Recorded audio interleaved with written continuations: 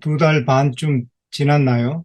창세기 2장 17절 함께 좀 나누다가 좀 미흡하게 끝났습니다. 그래서 오늘은 창세기 2장 17절 내용을 가지고 말씀을 좀 나누도록 하겠습니다. 제목은 감추인 복음입니다. 왜 제가 감추인 복음이라고 이야기했는지. 사실 성경의 복음은 어디에 처음 나오죠? 여러분께서 대답을 하실 수가 없는데 창세기 3장 15절을 우리가 원복음이라고 이야기를 합니다. 그렇게 이름을 붙인 것은 복음이 처음 계시되었기 때문입니다. 창세기 2장 17절에서 감추인 복음을 좀 나누기를 원합니다. 창세기 2장 17절을 한번 읽어야 되겠죠? 성경 본문을 알고 우리가 말씀을 좀 나눠야 될 것 같습니다. 제가 읽겠습니다. 창세기 2장 17절. 선악을 알게 하는 나무의 열매는 먹지 말라. 너희가 먹는 날에는 반드시 죽으리라 하시니라. 지난번 시간에 창세기 2장 17절에 율법과 복음이 함께 계시되어 있습니다. 그렇게 제가 말씀을 드렸습니다. 이렇게 엄청난 이야기를 해놓고 설명이 별로 없었어요. 그래서 그것이 좀 마음이 부담이 되어서 그 내용을 중심으로 좀 나눠야 되겠다. 그렇게 생각을 했습니다.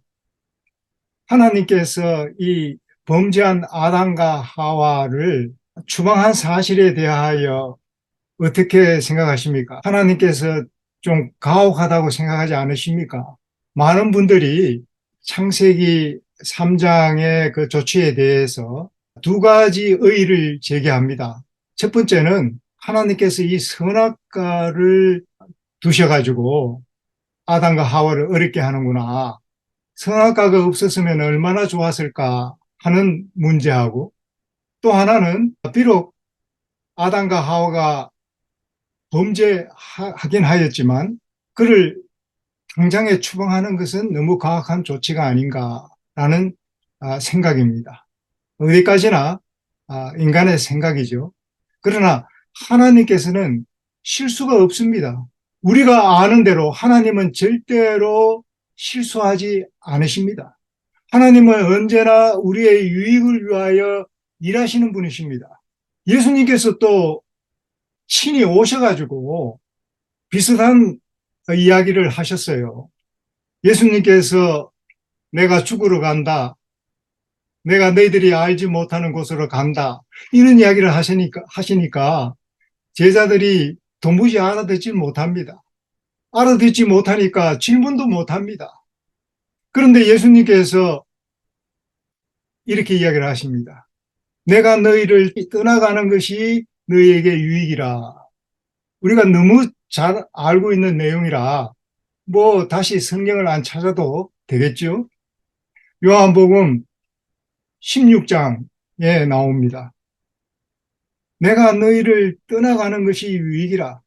내가 떠나가지 아니하면 보혜사가 너희에게 오시지 아니할 것이요. 가면 내가 그를 너희에게 보낸다고 그렇게 말씀하십니다. 예수님께서 범죄한 아담과 하와를 추방한 것은 그들에게 유익이 되기 때문에 그렇게 하신 것입니다. 만약에 그들에게 해가 되었다면 하나님께서 추방하지 않으실 것입니다. 창세기 2장 17절에서 언급된 이 선악과가 문제겠습니까? 선악과가 없었다면 아무 문제가 발생하지 않았을까요? 우리는 하나님께서 하시는 모든 일에 대하여 인정하는 겸손한 마음을 가질 필요가 있습니다. 이렇게 했으면 어떨까? 저렇게 했으면 어떨까? 우리가 하나님의 하시는 일에 대하여 자유롭게 생각할 수 있도록 하나님께서 자유의지를 주시긴 하셨지만, 그러나 하나님의 하시는 일에 대하여 의심을 갖는 것은, 그것은 마귀가 틈을 타는 통로입니다. 하나님의 조치가 얼마나 완전하고 의롭고 또 아담과 하와 그리고 우리에게 유익한 조치였는지를 오늘 함께 나누고자 하는 것입니다. 사람이 세상에 존재하게 된 시초부터 사탄의 타락의 근본 원인이 된 치명적인 정욕, 그것은 자아방종이라고 이야기했습니다. 그 자아방종에 대하여 한 억제가 가해졌다. 이것은 구조와 선지자 2장 창조 48쪽에 나오는 내용입니다. 그 한 억제가 바로 아담과 하와의 믿음과 사랑과 충성을 시험하는 금령이었습니다. 그런데 그 금령에 대하여 이 부조와 선지자 49페이지에는 이렇게 설명합니다. 하나님께서는 사람이 세상에 존재하는데 불가피한 조건으로서 그를 율법 아래 두셨다. 하나님께서 사람을, 남자와 여자를 창조하신 사실에 대하여 우리가 반론을 제기할 수 있습니까? 하나님, 남자는 왜 이렇게 만들었습니까? 여자는 왜 남자보다도 힘이 약하게 만들었습니까? 여러분, 이렇게 반론을 제기할 수 있습니까? 하나님은 완전하십니다. 하나님께서 사람이 세상에 존재하는데 불가피한 조건으로서 그를 율법 아래 두셨다는 이 말씀은요, 누구 이야기를 하고 있느냐 하면 예수님 자신을 이야기하고 있는 것입니다. 갈라디아서 4장 4절 5절을 여러분에게 소개하고 싶습니다. 때가 참에 하나님이 그 아들을 보내사 여자에게서 나게 하시고 율법 아래 나게 하신 것은 율법 아래 있는 자들을 속량하시고 우리로 아들의 명분을 얻게 하려 하심이라. 여기 분명하게 나오지요. 여기 뭐 다시 그 설명할 필요가 없습니다. 때가 참에 하나님이 그 아들을 보내서 율법 아래 나게 하신 것을 설명하고 있는 것입니다. 아담과 하와를 율법 아래 두신 것은 하나님께서 장차 이 아담과 하와가 범죄하여 타락하게 될 경우에 하나님께서 그들의 유익을 위하여 행하실 일을 그렇게 정해 놓으신 것입니다. 이건 굉장한 사건입니다. 아담과 하와가 선악과를 먹고 죽게 되었죠. 정령추불이라고 하나님께서 그렇게 선언하셨습니다. 그런데 죽어야 할 아담과 하와는 죽지 않고 누가 죽었습니까? 누가 죽었어요? 예, 어린 양이 죽었습니다. 우리의 유월절 양, 곧 그리스도께서 희생이 되셨습니다. 창세기 2장 17절에서 우리는 무엇을 보느냐 하면 장차 첫 사람이 범죄하면 하나님께서 죽으실 것을 미리 이야기하신 것입니다. 다시 말해서 하나님께서는 자기에 관하여 이 성경을 기록하신 것입니다. 우리는 그 사실에 대하여 누가복음에 보면 여러 번 기록이 되어 있죠. 하나님께서 자기에 관하여 기록하셨다는 사실에 대하여 우리는 성경 여러 곳에서 읽을 수 있습니다. 창세기 2장 17절도 예외는 아닙니다. 우리는 이런 예수 그리스도를 통해서 얻는 속량, 그의 십자가를 통해서 얻는 속량에 대하여 우리는 늘 복음으로 이야기하기를 좋아합니다. 그 복음은 실제적으로 창세기 3장 15절 범죄한 후에 하나님께서 발표하셨고 계시되었습니다. 그러나 그들이 범죄하기 전에는 이 복음이 계시될 필요가 없습니다. 발표할 필요가 없습니다. 그러나 이 복음은 언제 세워졌습니까? 이 복음은 사람이 범죄하고 나서 그 이후에 응급조치로 세워진 것이 아니죠. 범죄하기 전에 창조하기 전에 하나님께서 비상대책으로, 죄에 대한 비상대책으로 예비해 두신 것입니다. 그러니까 창세기 3장 이전에는 계시할 필요가 없어요. 발표할 필요가 없습니다. 그러나 복음은 감추인 상태로 존재하는 것입니다. 그래서 제가 창세기 2장을 여러분과 함께 나누면서 제목을 감추인 복음이라고 붙인 것입니다. 하늘에서 추방된 타락한 천사와 에덴에서 추방된 첫사람에 대한 하나님의 조치와 방법은 달랐습니다. 분명히 하나님은 차별하지 아니하시는 분이신데 달랐습니다. 어떻게 달랐습니까? 똑같이 하나님에 대하여 범죄했습니다. 그런데 타락한 천사는 그의 죄를 깨닫게 하고 회개하고 돌아오기를 기다렸습니다. 그 기간은 얼마 동안인지 아무데도 알려진 바가 없습니다. 그러나 확실한 것은 오래 기다리셨습니다. 그리고 동료 천사들도 그가 회개하고 돌아오기를 간청했습니다. 그러나 끝까지 회개하지 아니하고 하나님을 대적하기로 결심했습니다. 그에게 영원한 세월이 주어진다 할지라도 그가 돌아올 수 없는 그 시점이 바로 하나님께서 심판하시는 시점이었습니다. 그를 추방했습니다. 여전히 추방은 하나님의 오묘입니다. 죄의 삭은 사망인데 이 천사가 사망으로 없어져야 마땅합니다. 그런데 그렇게 하지 아니하시고 추방했습니다. 만약에 하나님께서 이 타락한 천사를 없이 했다면 어떻게 됐을까요? 이 문제가 점점 복잡해집니다. 만약에 없이 했다면 다시 타락한 천사가 생길 수가 있는 것입니다. 다시 루스벨과 같은 존재가 생길 수가 있는 것입니다. 그래서 다시는 루스벨과 같은 타락한 천사가 없도록 하기 위하여 하나님께서는 한 조치가 필요했던 것입니다. 그 조치가 바로 창조였습니다. 그래서 이 창조는 영원한 복음에 포함이 됩니다. 그래서 하나님께서 창세 전에 하나님께서 계시하지 아니하시면 영원한 비밀로 남아있을 복음을 하나님께서 우리에게 나타내신 것입니다. 여기서 성경을 소개하기를 원합니다.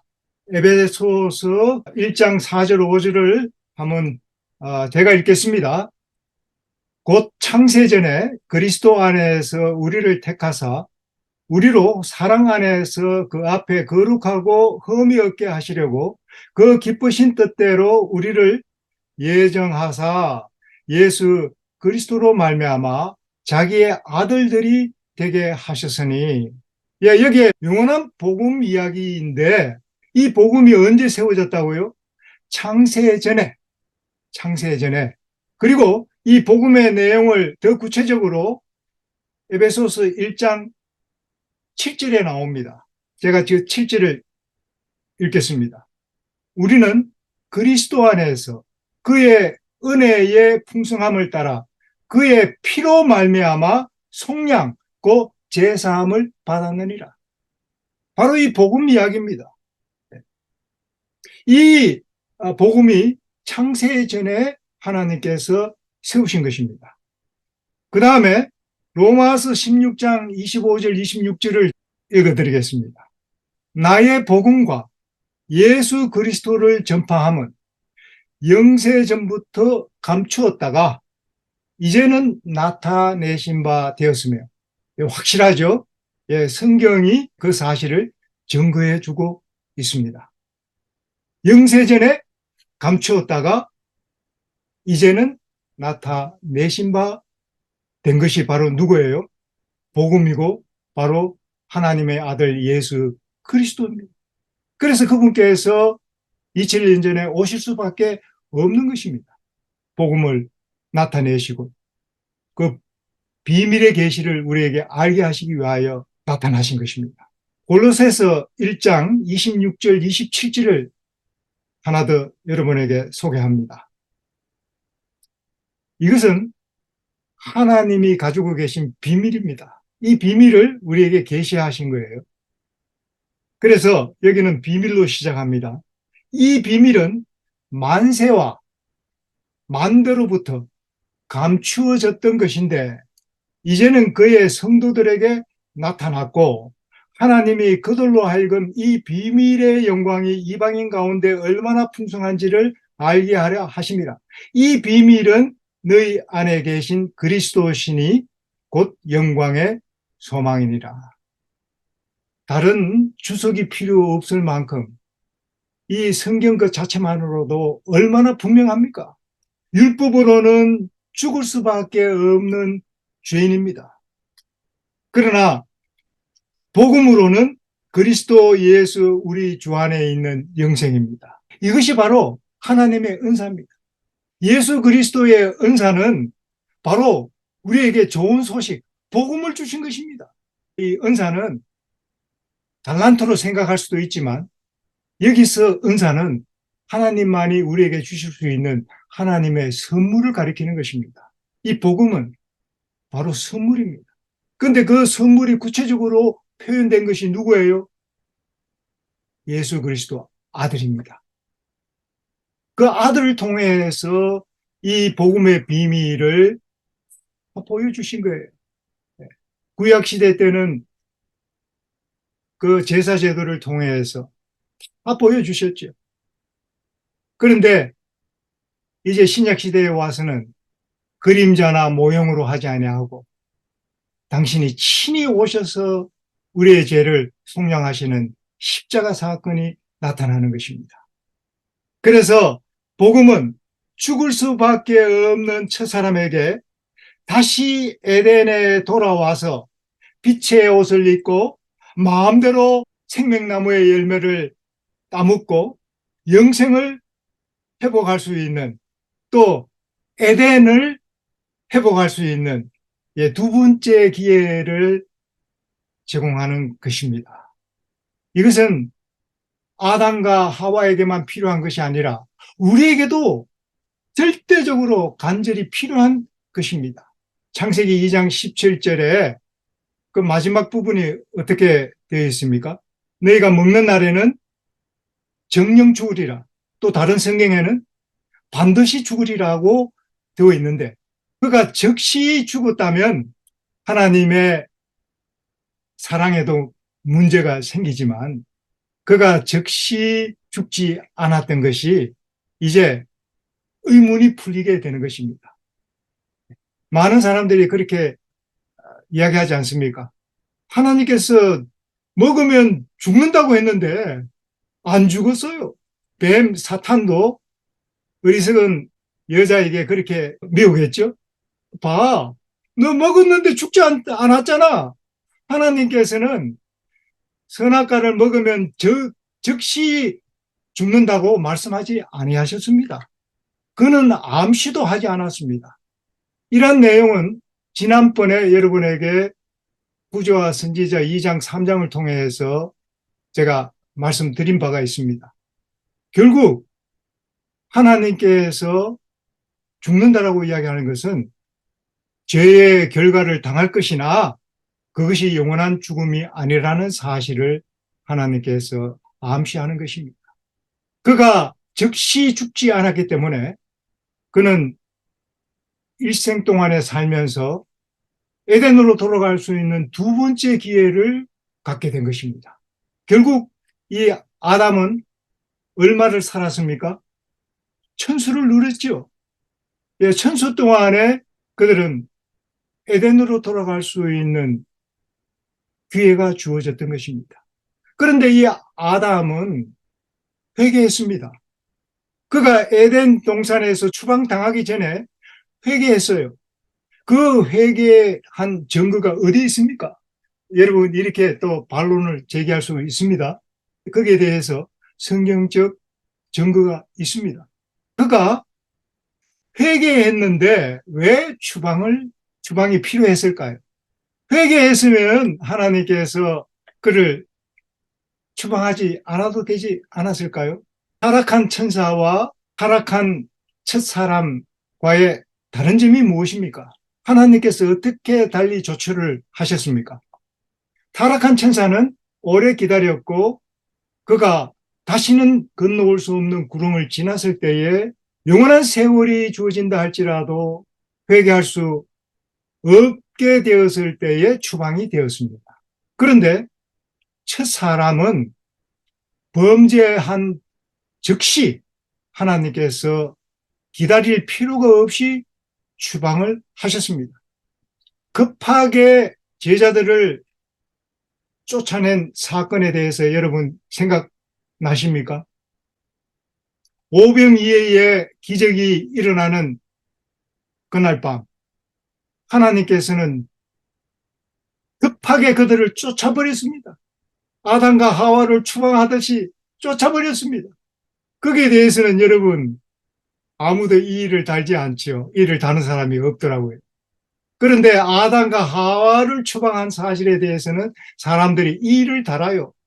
하나님께서 왜 추방한지에 대해서 우리가 먼저 답을 드리겠습니다. 창세기 3장 22절에 보면 여호와 하나님이 이르시되 보라 이 사람이 선악을 아는 일에 우리 중 하나같이 되었으니 그가 그의 손을 들어 생명나무 열매도 따먹고 영생할까 하노라 하시고 여호와 하나님이 에덴 동산에서 그를 보내어 그의 군원이 된 땅을 갈게 하시니라. 에덴 동산에서 그를 내어 보냈습니다. 다시 들어오지 못하도록 어떻게 했습니까?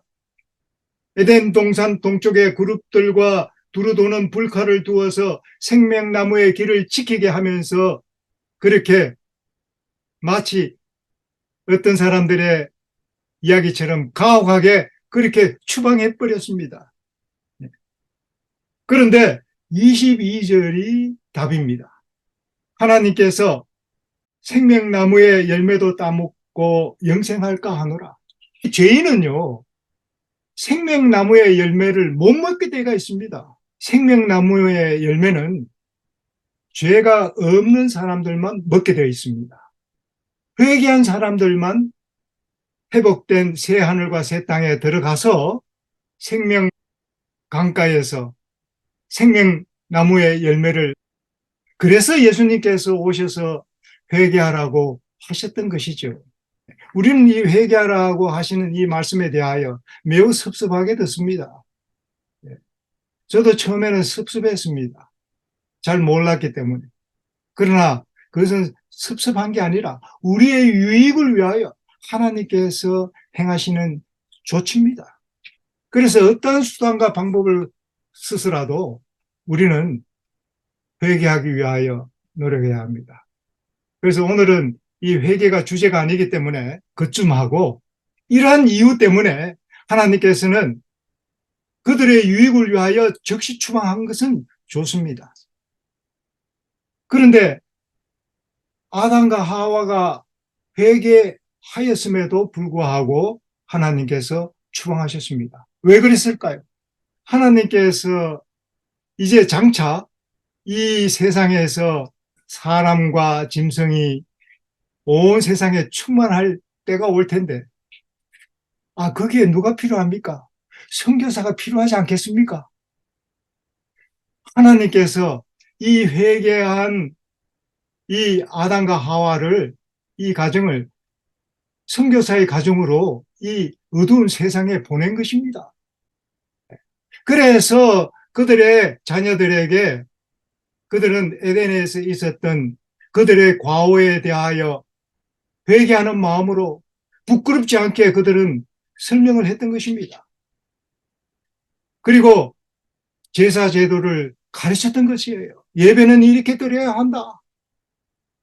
아담과 하와는 하나님께서 에덴 동산의 아버지와 함께 예수님과 함께 영원히 살기를 바랬지만 그러사 지방에서 귀신 들린 구원받은 사람이 평생 갚지 못할 은혜를 받고, 예수님을 따라다니면서 평생 주님을 섬기고 싶었지만 하나님께서는 돌아가라.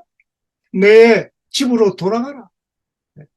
내 가족과 친척들에게 내가 당한 모든 일을 전하라 하고 선교사로 보내는 일을 여러분 기억하시죠? 하나님께서는 변함이 없습니다. 하나님께서 이 아담과 하와를 이 어두운 땅에 선교사로 보낸 것입니다. 그를 옆에 영원히 두고 싶었지만 하나님께서는 선교사로 보내신 것입니다. 그는 노아 홍수가 나기 전까지 그는 최선을 다해서 그에게 알려진, 그에게 계시된 복음을 아낌없이 전했던 것입니다. 그 결과로 오늘날 우리가 이 복음의 혜택을 누리고 있는 것입니다. 그러니까 우리가 사도 바울에게도 감사해야 되겠지만 누구에게 감사해야 되겠습니까? 우리가 최초의 선교사, 우리가 예수님으로 우리가 배웠는데요. 이 최초의 선교사 누굽니까? 아담입니다. 아담과 하와가 최초의 선교사로 오신 거예요. 예수님은 2000년 전에 마지막 아담으로 선교사로 오신 것입니다. 그래서 그 예수 그리스도를 믿는 자들에게는 새 언약의 백성이 되는 것입니다. 아담과 하와에게 일생이 주어진 것은, 또 그의 후손들에게 일생이 주어진 것은 일생 동안에 하나님께로 아담과 하와가 범죄로 말미암아 잃어버렸던 그 에덴, 우리의 거처를 다시 주시겠다고 약속하신 그 거처를 위하여 필요했던 것입니다. 그래서 우리는 일생 동안에 정말 이 율법과 이 복음으로 말미암아 우리가 살아야 될 운명입니다. 이 율법이 없다면 이 복음이 없어요.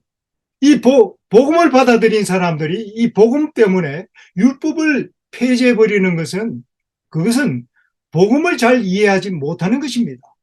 율법 때문에 복음이 생긴 거예요.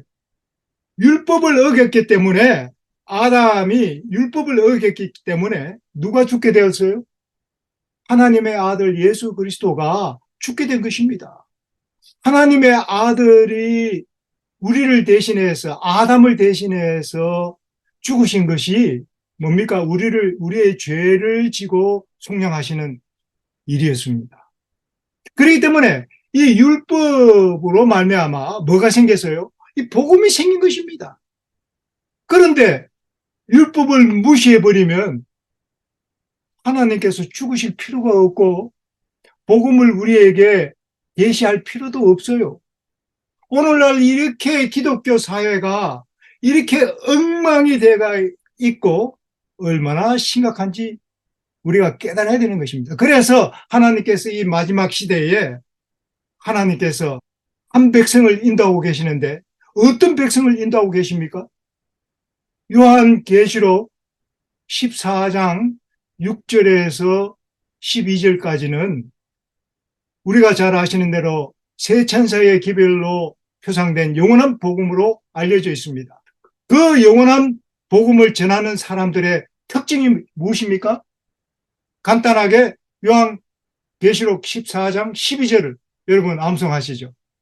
성도의 인내가 여기에 있나니 저희는 하나님의 계명과 예수 믿음을 지키는 자니라.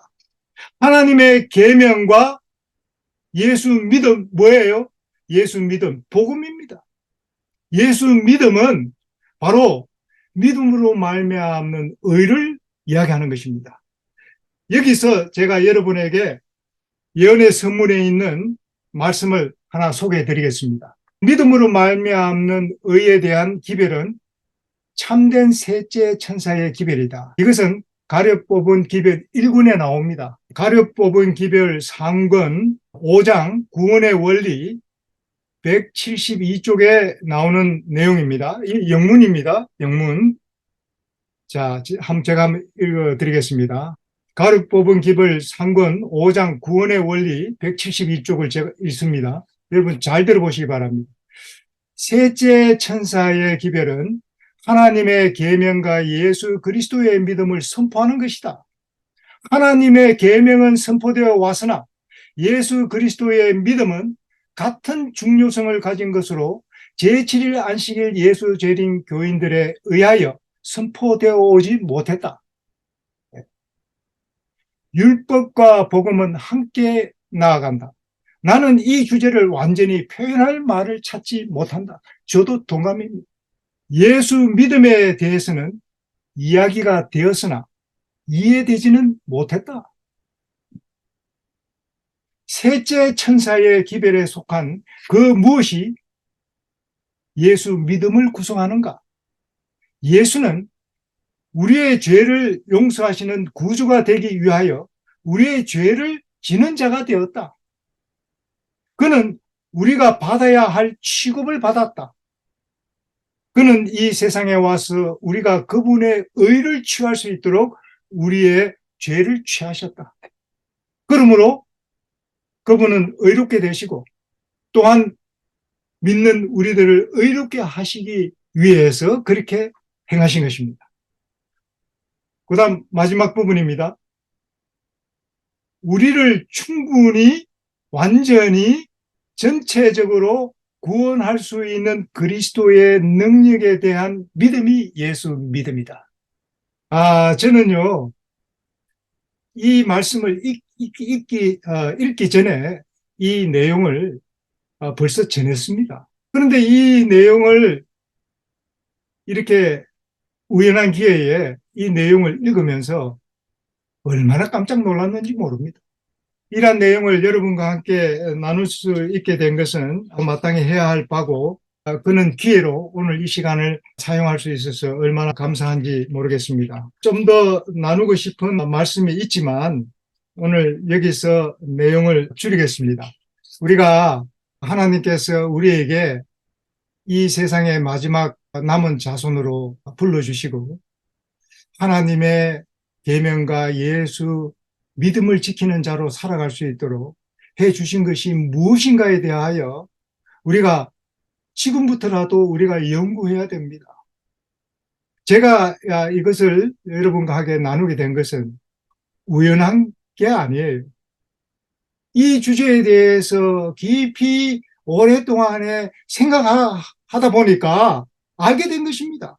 다시 말해서 야야 너 답답하지? 그리고 하나님께서 마치 찾아서 보여주시는 것 같은 그런 느낌을 제가 받고 깜짝 놀란 것이죠.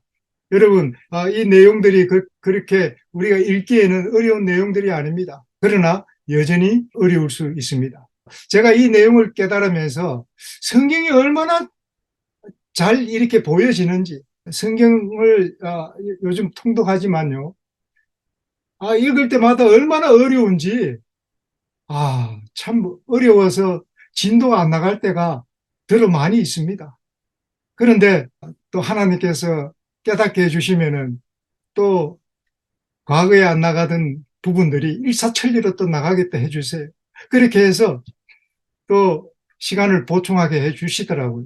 오늘 여러분들에게 하나님의 말씀을 증거했지만 또 한편으로서는 여러분에게 또 숙제를 드리는 것입니다. 여러분께서도 연구하셔서 이것을 여러분의 것으로 삼아서 하나님의 손에 들려서 정말 귀하게 쓰임 받는 귀한 일꾼들이 되기를 간절히 소망합니다.